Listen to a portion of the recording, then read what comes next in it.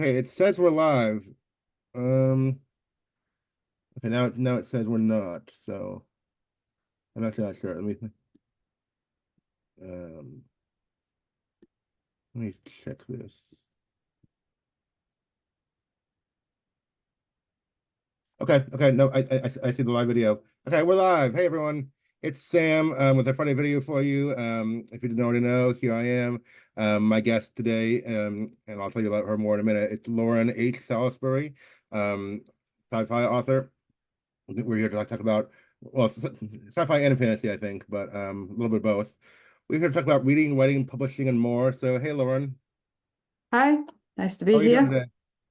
I'm good, thank you. Yeah, Good. Thanks for joining bit us. later in the evening here, but managed to Yeah, get yeah, in you're in tonight. you're in UK, right? Yeah, That's yeah. that's pretty cool. Yeah, yeah.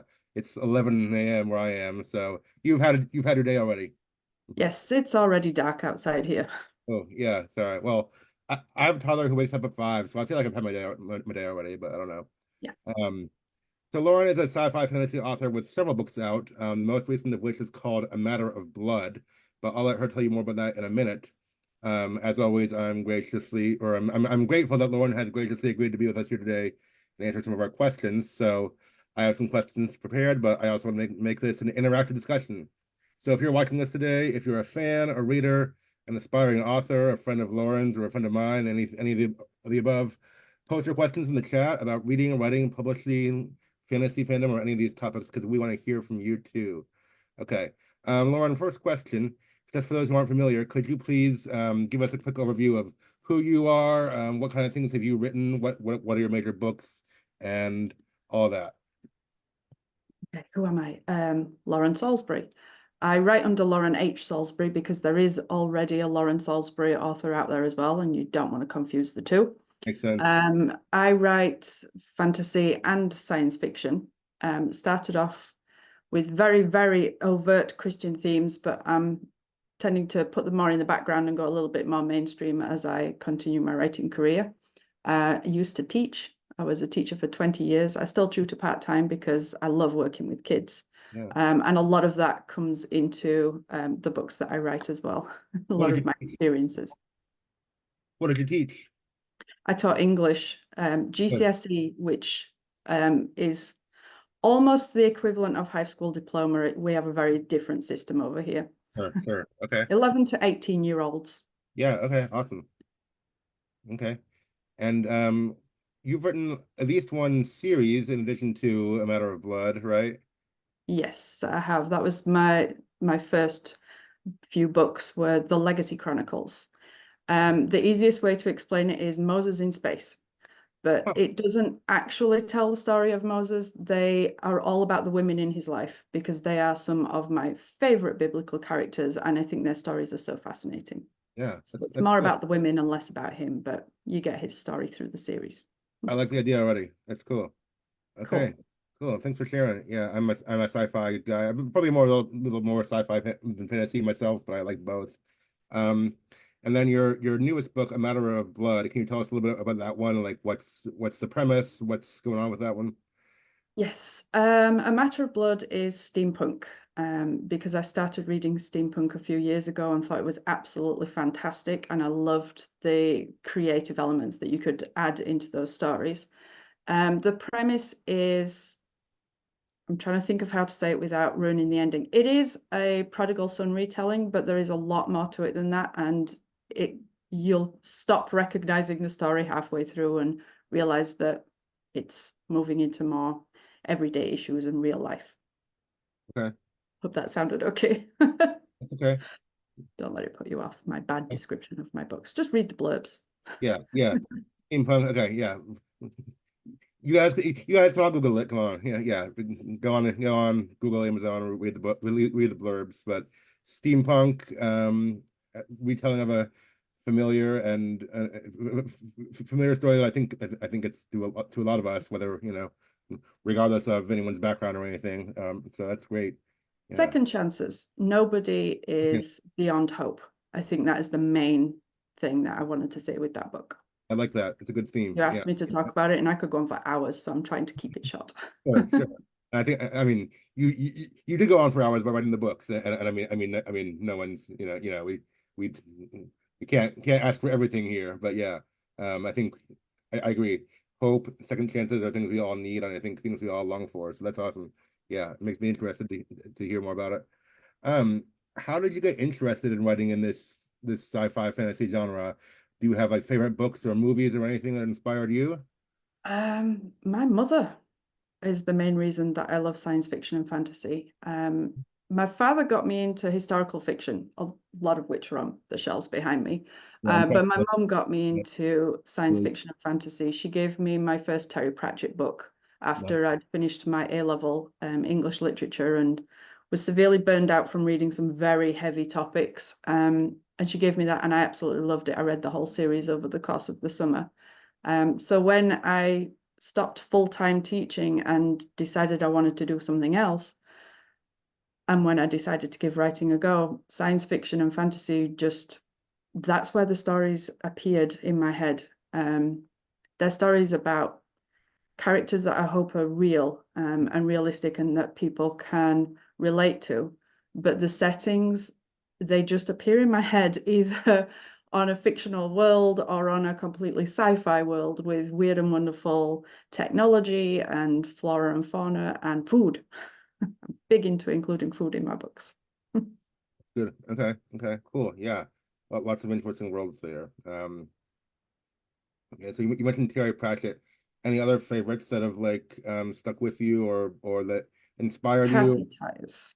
Who is it? Kathy Tyers was the first Okay. Christian science fiction book that I read. We don't really have it in the UK.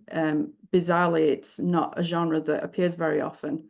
What's it called? Even famous authors like Tolkien and Lewis. Lewis is considered children's fiction.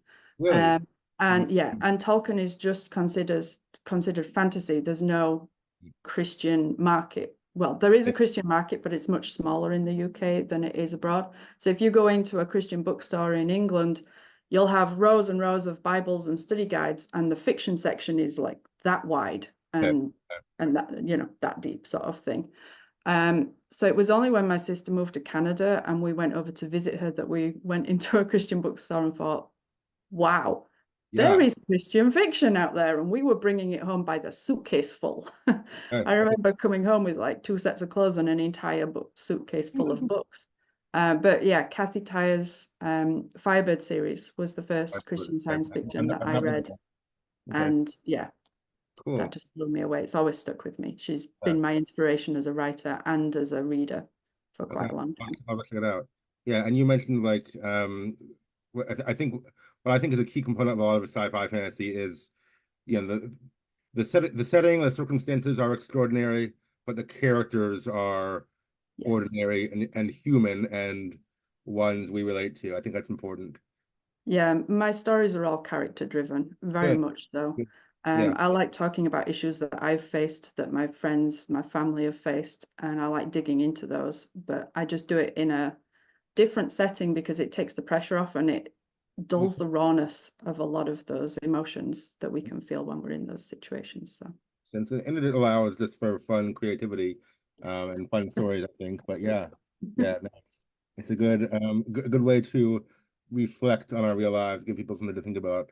I mean, again, I have not read your books yet. I when I can, I try to read some of the books of the authors who I have on these interviews. I can't get to them all, but I mean, it sounds good. Like it sounds. I mean, I like sci-fi already, and I like stories of hope and second chances. I mean, I think we all want that, and even without knowing much about your characters, it sounds like the kind of thing I'd appreciate. So yeah, you're It's fortunate given that I'm on your show.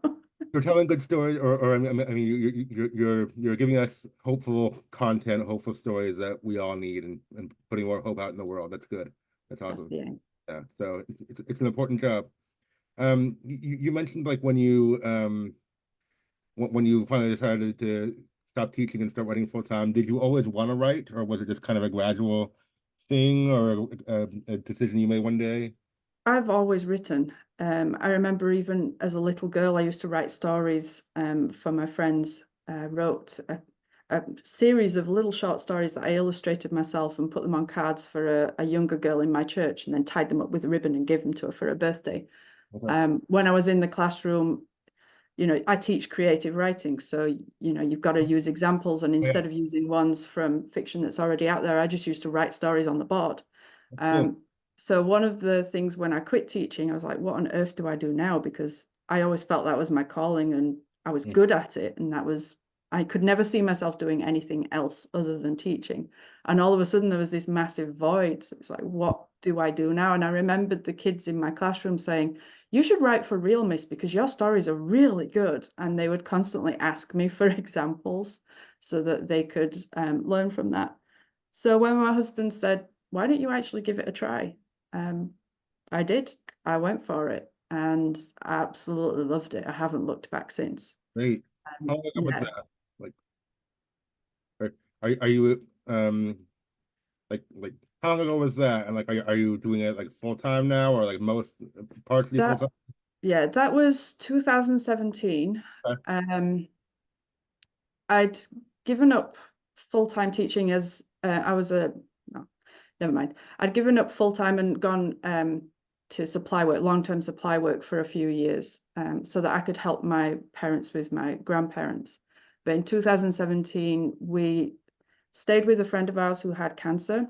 Mhm. So I didn't do anything other than sit next to him while he had chemo.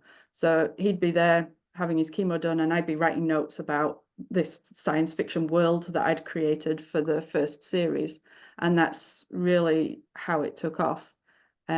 Now, yeah, I mostly write. I still do tutor, but only a little bit. I like to work with kids, and I think if I gave it up completely, I really would miss it. Yeah, But most of my time is spent on writing these days.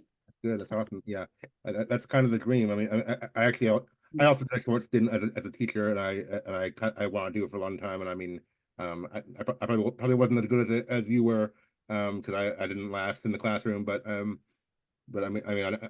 not yet writing stories full time. I'm writing books full time. I mean, I'd love to, but that's kind of the side hustle right now. So it sounds I like think you're it's a nice combination, actually, teaching yeah, and writing. I know quite a few of my writer friends have also had some sort of career in teaching or in education as well. I don't especially if know what it is about that, but yeah. Well, I mean, especially if they're English teachers, which I was too, and you were, then that's kind of that's. I mean, there's obviously overlap there, but I mean, I knew some. I'm, I'm sure there's people who teach like math or science who also write fiction, so that's mm, cool. Um, but yeah, absolutely. you're doing it. I mean, doing this for your job now, at least most of your job. I know that's the dream a lot of us are hoping for. I'm sure you're still building your audience, and I'm sure you're not like Still making more money from the tutoring than the writing, but it is getting there. we're getting there. You're on the journey like all of us are. Okay. Yeah. Well, thanks for sharing some of your story. That helps us to know it's possible and it can be done. Um, Whenever I've asked anyone, well, what are the biggest challenges as a writer, the answer I almost always get is finding the time, time management. So I wanted to ask you, like, what else occupies you during the day? Like, how do you find the time? What else occupies your day? I mean, you mentioned you have tutoring now. You have a husband. Do you have kids, a family? I have a husband, no kids, Okay. just nieces. That's Okay. where I get a lot of my inspiration from. For me, time isn't the issue. I'm a very atypical writer in that Good. I have plenty of time to write. For me, the issue recently has been health and focus because of that. I've taken most of the last year off from everything to deal with some health issues, and I'm slowly now getting back into the writing, but it is hard. I was diagnosed with fibromyalgia last year, Oh, that's and I hard. know a lot of Hard. other authors in the community have the same sorts of issues. And one of Yeah. the biggest things is the brain fog. So I'm at the point now where I want to be writing and I'm really excited about trying to write again. But when I sit in front of my computer or with a pad in front of me, the words don't always come and it can be extremely frustrating. So Tricky. trying to Yeah. figure that whole thing out at the moment. Okay. I know. I mean, a lot of people have talked about writer's block. Yours might go a step beyond that because there's an actual medical condition associated with it. Yeah. It's actually nice because I mean, it's not a nice condition at all. But for that side of it, it takes the pressure off. It's like, okay, it's not writer's block, it's actual block, Yeah, like I for mean, everything. I'm Just sure there brain are, block. I'm sure there are some days you want to really want to get things done. I don't know if you have hard deadlines or whatever, but there's also days where if you're like, hey, I'm sick, I can't do it today, you have to give yourself grace. Um, Yes. yeah, Yeah, and anyway, I mean, absolutely. maybe that's a learning process for some of us who are very, very, very driven, but you have to be okay with taking a day or two off when you need it. So, yeah, have you? I mean, I used to get writer's block anyway, but one of the things that I've learned to do is to think about what I'm excited about in the next scene. Hmm? Because quite often when you're struggling to write, everything about it feels difficult. And even if you do write, it comes through in your words. So whenever I'm struggling to get through a section or just can't figure it out or anything, I think, okay, in this next scene, what is there that's really exciting? What is there that's going to be really interesting? What is there that I cannot wait to get to or to find out? And that usually gives me the impetus to start writing it because I want to get to that point. And again, that just makes it better for the readers because if you're Yeah, excited, the readers are going to be excited as well. yeah, You absolutely. kind of You follow said your that. moods. That's awesome. No, you kind of anticipated my question. I was going to ask you, what do you do to get out of that mindset? And I'm glad you found a strategy that works, or that at least There's some of the time. Yeah. Yeah, There's that's one other thing I do as well. And this has actually been happening to me this week. Sometimes when I'm really struggling to write, I don't realize it, but it's an issue with the story, some sort of plot error or a mhm. flaw in the character's thinking that I'm recognizing on a subconscious level, but not on a conscious level. So sometimes I've learned to just let it sit for a little while, think about other things, just randomly let it percolate, and then eventually it will come to me.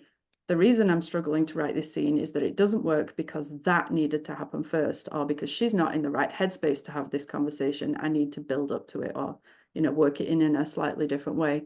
So I found that that helps as well. Just even without any medical issues, give yourself grace, give yourself time to figure out what it is that is going wrong or stopping you from being able to write. And then 9 times out of 10, or at least 8 times out of 10, maybe, you can figure it out and actually it'll flow really easily once that problem is solved. So Good. I'm glad you're finding ways that's around. another topic as well. Yeah, no, that's a challenge, and I know, yeah, I know, health issues like that are no joke. So, just to see you persevering and overcoming those challenges is encouraging, and I hope it encourages others too. I So, do too. yeah, thank you for the work you're doing. Yeah, that's great.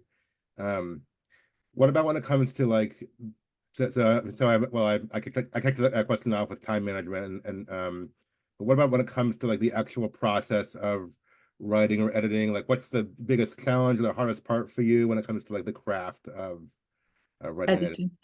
Editing. Yeah. Editing has always been the bit that I find when I talk to other writers, we always fall into one of two categories. We either love drafting and hate editing, or we hate drafting and we love editing.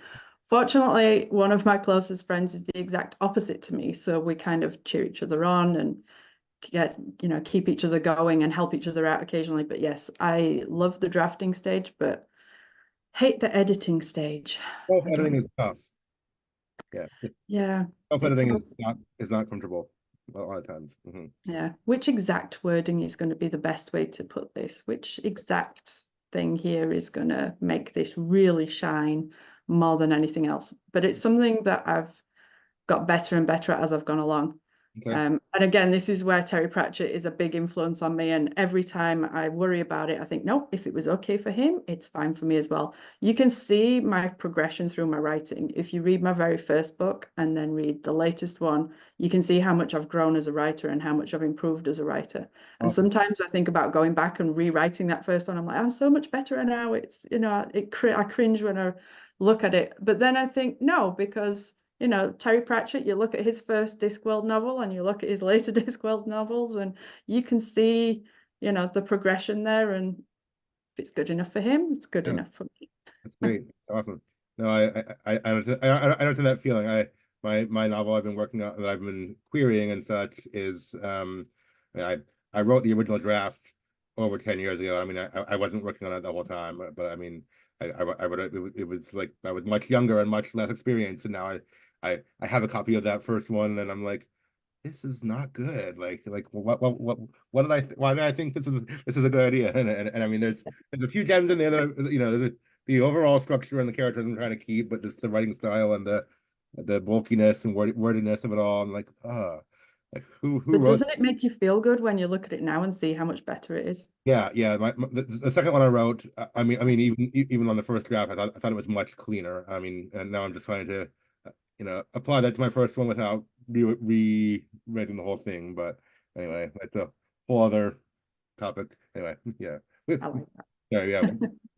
We didn't come here to talk about me. I'm interviewing you about your stuff, but no, no, I get the cringiness of looking back on your early drafts, but even if you didn't publish them yet, but no, I'm glad yeah, growing is what we all need to do, and I mean, I think sometimes we have this mindset of like, once you publish, you've arrived. I mean, yeah, I know like most of us, okay, that was like what we thought probably when we were younger. Most of us know, no, it's not true, but it lingers in our minds. So we kind of think like, yeah, my It does. first book, by the time I publish my first book, it's gonna be perfect, and that's gonna be like my masterpiece, and not always the And then case. there's another hill behind it, and then another hill behind that. Yeah, publishing is great. Ultimately, I love learning. Yeah, that's good. That's good. Publishing is great, and it's admirable and everything, but it's one step in a long journey, and it's not Mhm. the last step for most of us. So Absolutely. yeah, okay, yeah, I'm glad you've been learning. What have you learned anything? You said you've grown in your self editing. Is there any tips or tricks you've learned that you can share, or just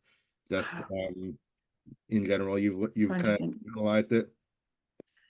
Um, I think generally my whole attitude towards integrating descriptions and backstories and things like that is a lot more coherent now. Okay, good. Um, this whole show don't tell. Hmm. I think part of, I don't know, I think part of my problem might be because I came into this from teaching. Everybody assumes that because you're an English teacher, that must mean you're automatically really good at writing novels. And that is so not the case. I taught GCSE level writing, which is, a side and a half of description. And that's all they want is description. They don't want a story in it in order to do well in the exam. So, I was very much used to pages and pages of description or, pages and pages of backstory. And it wasn't as integrated as well as it is now. Okay. So yeah, and writing shorts like that, short pieces, little extracts is nowhere near the same as writing a full novel. I came into becoming an author as a complete and utter novice. About the only thing I could do well or better than average would be the grammar because, that's like marking an essay. Yeah. Yeah. So copy editing is my jam. Yeah. Um, but yeah, so much that I've learned tips and tricks. I don't really know, just persistence. Keep at it, keep learning, keep trying new ways of doing things. Read a lot, and read a lot of good stuff. You don't want to be reading badly written books and saying, okay, that's how not to do it. You want to be reading good books and thinking, okay, that is how to do it. And then, trying to integrate some of those lessons into your own work. Yeah.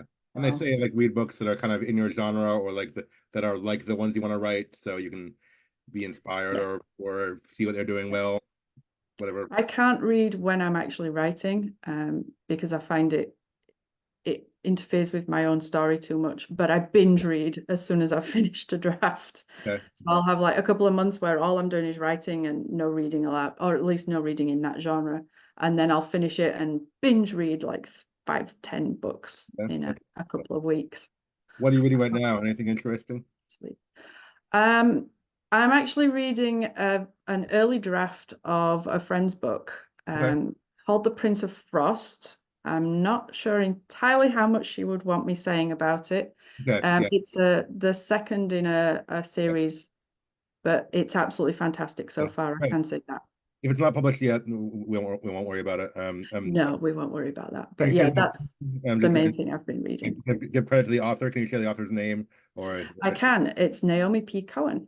She's a Okay. fantastic writer. Her Winter Queen book is the first one in this series, and I'm now reading the second book, which is about her brother. Sounds I think I fantasy. would be able to share. Yeah. Sounds fantasy-ish, I guess. Fantasy, yes, Great. fantasy again. Go check that one out too, all you fantasy fans, because we're always looking for more. She's Yeah. a very good writer. Okay. Yeah. Very good. Um, What else have I been reading? yeah. Um, my mind just gone blank. This is fibro, people. You start having a point, you know exactly what you want to say, and then it disappears out of your head. It will come back to me later. Yeah. I'm sure I'll If swing you back around to it, definitely throw it or in me. interrupt myself and go, "Oh, I know." Yeah. No, that's okay.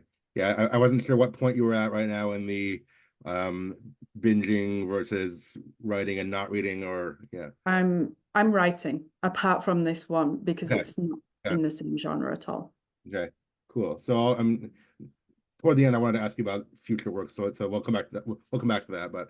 Um but yeah, you've sorry, I forget what this trail was in my mind. We talked to a few things, but um you said you quit teaching in 2017, and you've written what how many books since then? Like four or I've five? published I've published five. I have two complete drafts that are waiting to be edited. So Three five books, quarters of a draft of another one that is waiting to be finished, and then the one that I'm working on at the moment, which okay. I'm guessing we're going to talk about later. Five published books plus some in the works in Yeah. 7 years. That's pretty good. I mean, you said you were coming in as a novice. I mean, I think that will maybe ask that question. You're coming in as a novice, and now you've got a pretty good library under your belt, and still working on stuff. Yeah, Yeah. I'm still loving it. awesome. I'll That's wait until I don't love it anymore, and then I'll quit and see what else there is to do. Maybe yeah, yeah. baking. Okay. Hey, we need more of that too. Yeah. Okay. Yeah, very good. It seems like you've accomplished yourself, or you're getting there at least. Okay. I write very fast. I plan slowly. I take a long time planning things out. I have a notebook for each of my books with Yeah. all the world building and the characters in it and the plots of how they could go and how they're actually going to go and the breakdown of the scenes and everything. So I take a long time before I start writing, and then drafting is very, very fast for me usually. Good. It just flows out. So you're definitely Unfortunately, mostly in the middle of the night. So I have had some 3 a.m. finishes okay. Hmm. where my husband's bleary-eyed and saying, "Will you please put that down and get to sleep?" But yeah, sometimes, as little as a month, I used to. It's different now. It's strange because I'm having to relearn everything about how I write. And I'm having to change a lot of those things and yeah, allow myself a lot more time. But yeah, I used to draft very, very quickly and then edit slowly because I hated it. No, I've been there too. I've been dragging my feet on my other edits and such. But yeah. So are you more of a plotter then? It sounds like, or I describe myself as a pantser in the plotting stage, or in the planning stage, not okay. plotting stage. Yeah, the stories just come to me. Sometimes they come in dribs and drabs. I follow them wherever they lead. Quite often, I have a character first, and then the situation, and I just figure what would they do in that situation? How would they respond to that? And then what would happen? So it is very much pantsing the plot, but I do that in the planning stages while it's all note form rather than writing in full. So by the time I come to draft, I know exactly Mhm. what's going to happen and where they're going to go and how it's Okay. all going to look. I have to see it in my head before I can write it. I'm very Okay. visual. That's interesting. Yeah, yeah. Okay. Cool, cool. You have a process now that works for you though, so you It figured that out works for me. more or less. Okay. It's a bit unique. It probably wouldn't work for everybody because I have 1,000 notebooks sitting on my shelf, but Every it writer's works. yeah, yeah, and I mean every writer, that's where they have plotters versus pantsers or whatever. So Yeah, so everyone, it's not a one size fits all. I guess most things in life aren't, but it's not. It's, yeah. what creative writing definitely is not. So there you go. Yeah. Okay. Um, Tell us about your publishing process. Did you do self-published or traditional? And then like how did you know which path was best for you and how did you get into that? Yeah, all of my main novels have been self-published. Okay, I do have short stories in anthologies, cool. but the novels themselves have all been self-published. Um, I do sometimes wonder what it's like on the other side, and two of my closest writing friends, Kathy McCrum and Sophia L. Hansen, are both traditionally published. Again, I think they're both. science fiction and fantasy. Their stories are amazing. I think they're Cannot both plug in them the enough. chat too. Sophia has been posting things about like there's comments, and Kathy is here too. I've read Kathy's books. I have not read Sophia's. Maybe I'll check it out too. Sophia's debut novel just came out, and again, I was lucky enough to be able to read an early draft of it, and it blew me away. It's absolutely fantastic. To Okay. think that that's her first novel, it kind of makes me want to hide my first one. But she loved my first one, so I'm not allowed to do that. She tells me off whenever I Yeah. say I'm going to hide that one or unpublished. But no, yeah, sorry, back to my original point. Good. Sometimes I wonder what it would be like Hmm. to be traditionally published, to have that backup of a huge marketing powerhouse behind you. Right. Um, but I like the control and the speed of self-publishing, of Yeah. indie publishing.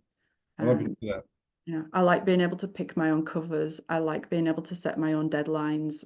I like being able to set my own prices and have sales when I want to, Yeah.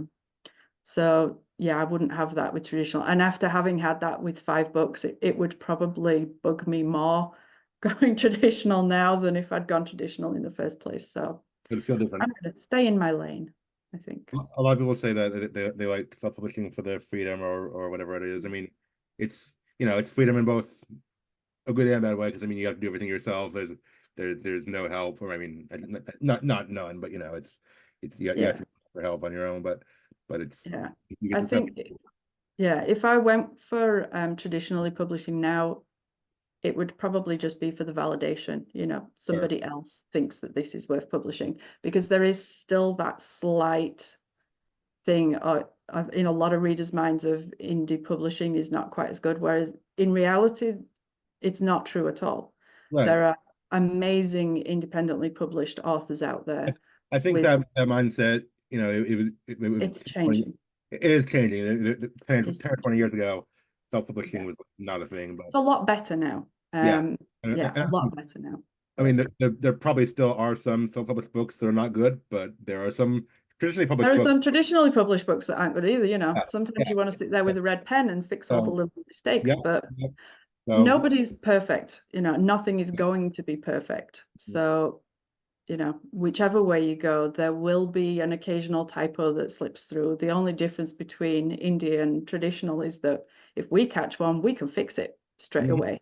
Good, So, yeah, good point. there's not much in it these days, I don't Okay. think. Yeah.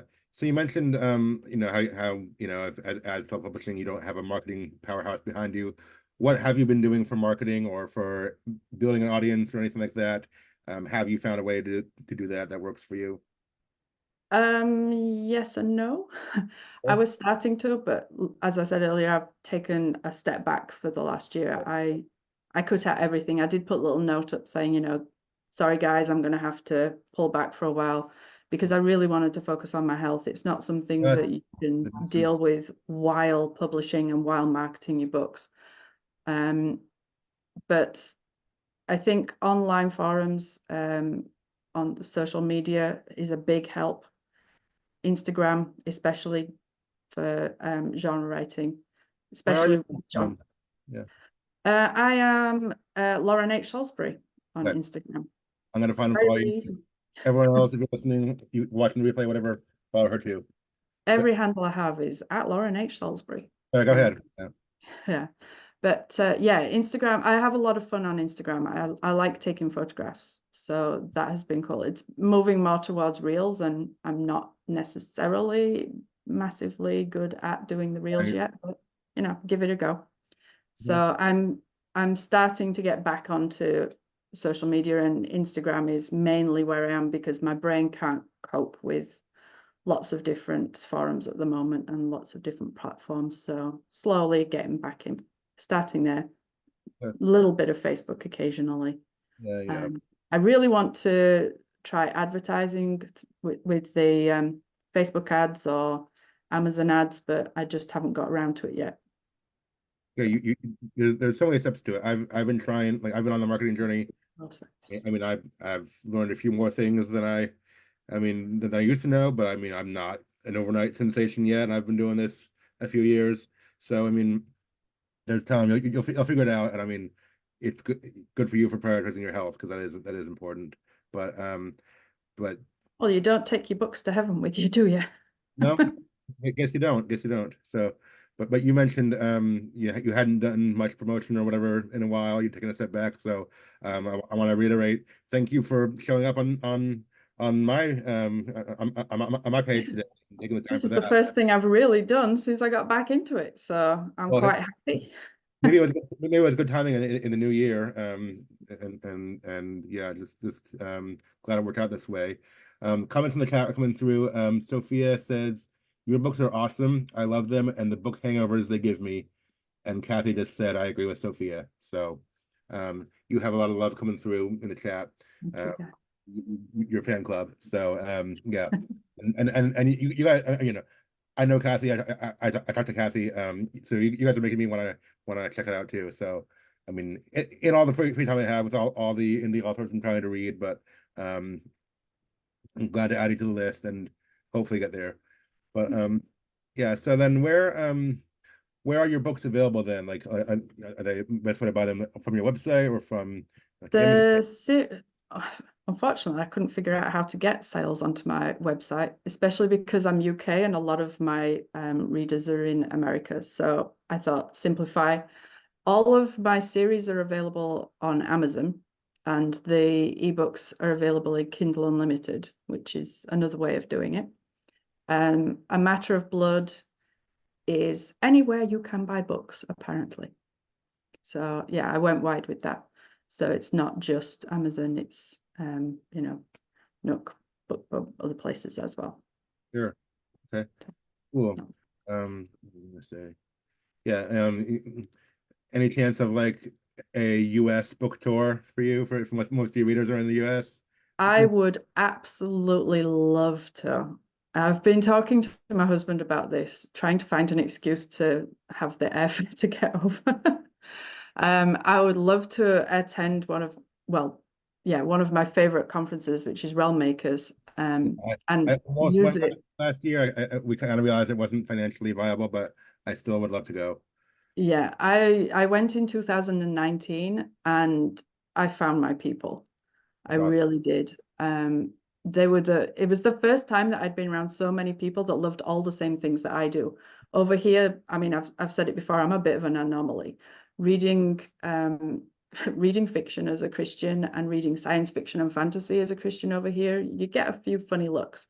Yeah. Whereas at that convention, it was like, they're all like me. This I is know, fun. yeah, and then I know there's a stigma on that in the church community and everything. Like in America, we've had, I think a lot of people have overcome that or are overcoming it. But yeah, it's to your point. I'm very fortunate. I shouldn't say things like that actually, because the church that I go to are incredibly supportive, Yeah, incredibly awesome. supportive. There have been people that have bought my books even though they don't read the genre, and I've been like, no, please don't spend, don't spend your money if you're not going to read it. But if you do like it, do. And they constantly, well, they pray for my career. They constantly ask me how I'm doing. I'm extremely lucky, and I do know that because I have heard stories from other people, and I know that not everybody has that level of support that I get. That's great. That's great. Yeah, we all need a supportive community. Even again, the greats, Tolkien and Lewis, they had the original Inklings. I mean, Yes, you can't do it without a supportive community. I mean, there's a number of things we need, but that's awesome. absolutely. It's just my community's a little bit more online for the No, I other get right. that. I mean, and But that's the power of the internet means that's that we can what all the do world it. is catering to. I mean, that allows anyone to have a fair shot at marketing and networking and whatever else. Mhm. So we're moving in that direction, for better or for worse. I mean, there's ups and downs, of course, but for authors, I think there's a lot of good. So Oh yeah, absolutely. Personal and professional level, I yeah, wouldn't be able to do what I did right now if it wasn't for the internet. sure. Um, so Yeah. yeah, Some Yeah. of my family are abroad. My closest writing friends are all in America. So I am getting more friends in England though as well, I have to say. Just in case they're watching and go, but what about me? Yeah. Yeah. It has been fantastic. I used to think I was alone over here, but I've slowly met more people and we're starting to form a bit of a writing group, and that is fantastic, actually being able to meet with people live. But Yeah. yes, in answer to your original question, I would like to come over to America because then I could stop in at all my friends' houses and do a little tour as I went selling books. That would be Yeah. phenomenal. One of these days. Well, let us know when it happens. Yeah. Hopefully, hopefully. Got to get the fibro under control first. Right. So Yeah, that makes it challenging. Okay. I did say I was going to ask you about your future works. So tell us. So you had your first series already, and you yes. have A Matter of Blood, and you mentioned at least one more book, maybe a couple more that you're working on. I mean, and I know you can't tell us everything probably, but tell us. I have like 27 almost fully formed story ideas in my head at Okay. any one point. It does make my friends laugh quite a lot. I'm Top security. not short of ideas. Top But security. the series that I'm working on at the moment is a fantasy. I'm moving away from science fiction and more to fantasy because I love both. And even my science fiction is written with a fantasy flavor. They're just set in science fiction worlds. Um, but yes, fantasy series, romance in it, which is also I've had romance in my stories before, but this is an actual fantasy romance series. So it's A whole new really series. interesting to be able to do something a little bit different. But they're based on retellings of fables Okay. rather than retellings of fairy tales. Okay. So this one is The Wolf King, and it's based on the Three Little Pigs, if you can Nice. get your head around that combination. Yeah, I can see it. Okay. Yes, That a one. fantasy. Okay, so it's called The Wolf King. That's the main one you're working on right now. Yes, yes. I'm 3 chapters from the end. I was 3 chapters from the end when I got my fibromyalgia diagnosis, so it just stopped. And my alpha readers have been rather frustrated over the Mhm. last 9 months, because it did kind of stop at a key climactic moment. So I've got 3 chapters left to write, and I'm halfway through the first one of those three now because I've finally been able to start writing again, and the words are flowing. So yes, Yeah, Alpha readers, yeah, just give it some time.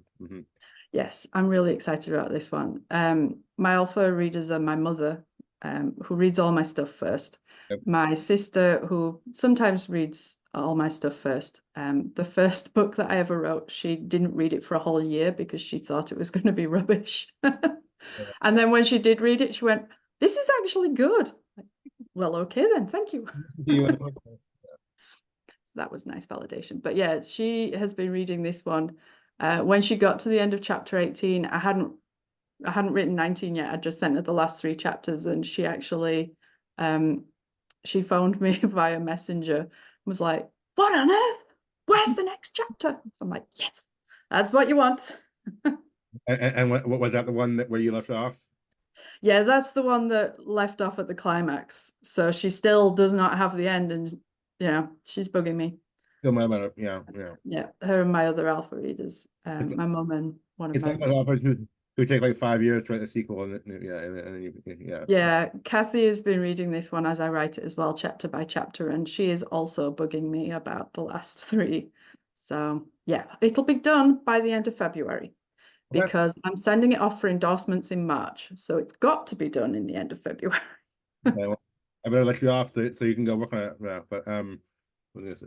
So is this it's like the first of a new series, The Wolf King, or and is it a Yeah, target? each one will stand alone, with its own full happy ending because I'm not a massive fan of cliffhangers. I tend to wait until the whole series is out if I know there's a cliffhanger in it and then read it all at once.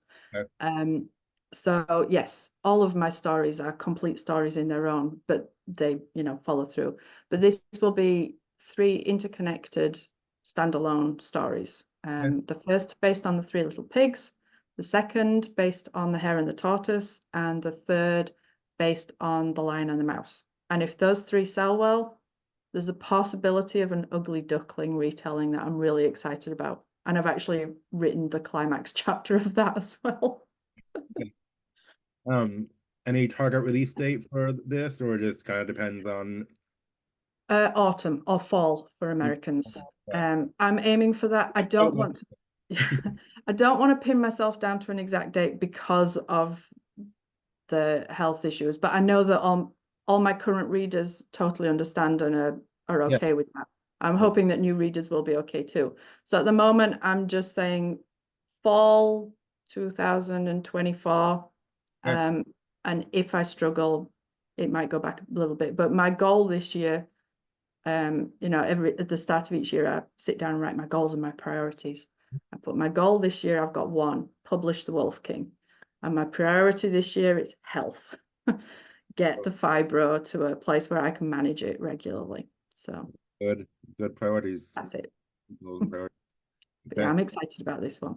I great. think it's my best story yet. But then I say that with everyone that I write because, I Well, learn and I improve as it I is go. bigger than last. Yeah, yeah. Yeah, So it really is my best story yet. great. Well, thanks so much for the time you've taken today to tell us a little bit about your world and your work. And I mean, again, I have not read your stuff yet, but you've made me interested to check it out. So hope we can do that soon. Where can people follow you and your work online? You mentioned Instagram, Lauren H. Salisbury, Yes. Facebook, Lauren H. I'm Salisbury. most active on Instagram at the moment, at Lauren H. Salisbury. I think I I found do you. have a website, but I haven't updated it since last year. It's another one of those things that I is on my list to do. I was supposed to do it before today, but yeah, that went out the window. So yes, I am going to update it with the information on the new book soon. The other ways, trying to decide whether to mention my newsletter. I have a newsletter that usually goes out once a quarter, and it always has a free story in it or a free piece of writing, Oh, um, things like that. But again, I'm on the website now. Yeah, feel like a broken record. I've not done anything for a year. I've not done anything for a year.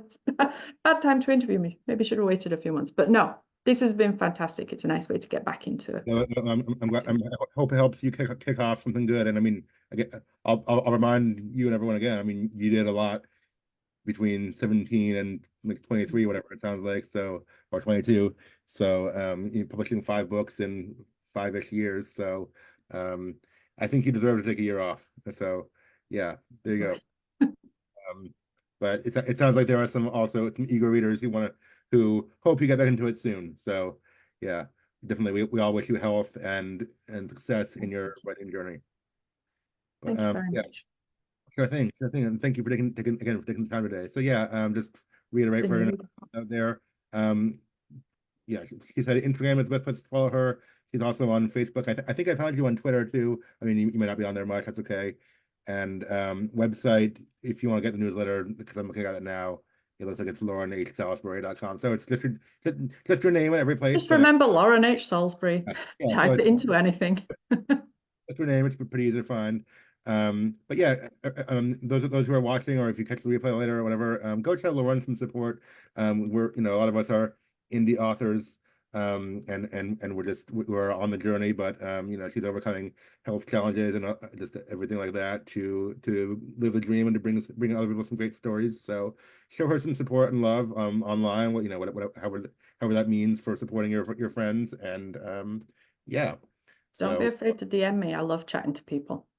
yeah, good to Makes know. me feel good. Good to know. Know that Yeah, people are listening. she's friendly. She doesn't bite. Yeah. Definitely don't bite. Okay. You've got the internet between me and you. I couldn't if I wanted to. Okay. Well, Lauren, anything else you want to say for the people at home or those just Thank you for turning up and listening to me ramble. No, it's been great chatting to you. I've really enjoyed my time here today. So thanks for having me. glad to hear that, and I'm glad I could have you on. So thanks again, Lauren, for coming on. Thank you everyone who watched and listened and supported in the comments. And just for making this a good time. As always, you can like my page, Samuel N. Harris, for future discussions and content for writers, or sign up for my mailing list at the link provided in the description. When you sign up, you'll get a free sample of my story, Fractured Heroes, with a few of my favorite scenes that I think you'll enjoy. And of course, as always, go check out Lauren's work too and show her some support and love. Well, thanks everyone for watching today. Thank you, Lauren, for being here, and hope you stay warm and everything. And I don't know what the weather's like in the UK right now, but it's cold over here. So yeah. Anyway, Have a great weekend Thank and you. keep You writing. too. Thank you. Bye. Bye.